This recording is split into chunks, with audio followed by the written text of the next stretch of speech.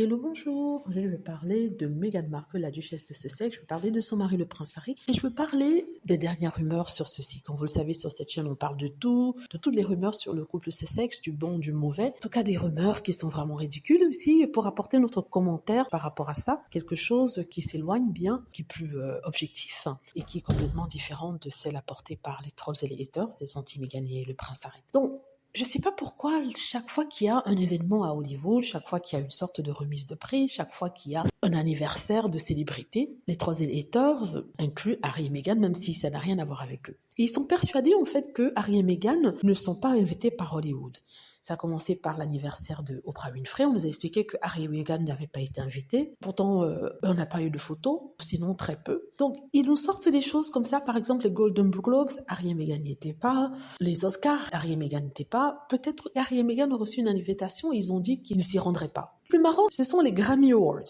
Ils font toute une histoire sur le fait que Harry et Meghan n'étaient pas présents aux Grammy Awards. Et la question que je leur pose, c'est pourquoi Harry et Meghan devraient-ils être aux Grammy Awards? Les Grammy Awards sont pour la musique. À ce que je sache, le prince Harry ne fait pas de musique, Meghan Markle non plus. Ils n'ont pas sorti d'album, n'est-ce pas? Donc, il est tout à fait normal qu'ils ne soient pas intéressés. À la rigueur, si le prince Harry avait été nominé pour un Grammy, il faut rappeler qu'il est la voix de son livre Spare, parce que vous savez qu'il y a des livres digitaux, il y a aussi des livres audio, et c'est lui qui fait la voix de son livre. Donc si ça avait été nominé, j'aurais pu comprendre qu'il soit présent, mais il n'était pas présent. Mais ça n'a pas été le cas. Bien avant qu'il n'épouse Meghan Markle, il ne s'est jamais rendu aux Grammy Awards. Meghan Markle, pareil, elle ne s'est jamais rendue aux Grammy Awards.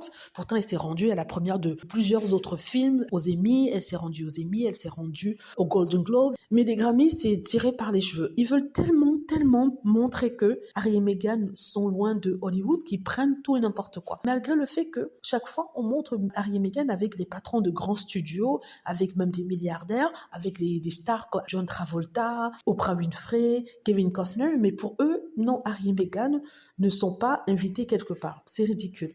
En tout cas, Harry et Meghan ne sont pas allés aux Grammy Awards parce que ce sont les Grammy Awards, ça a à voir avec la musique et ça ne les concerne pas.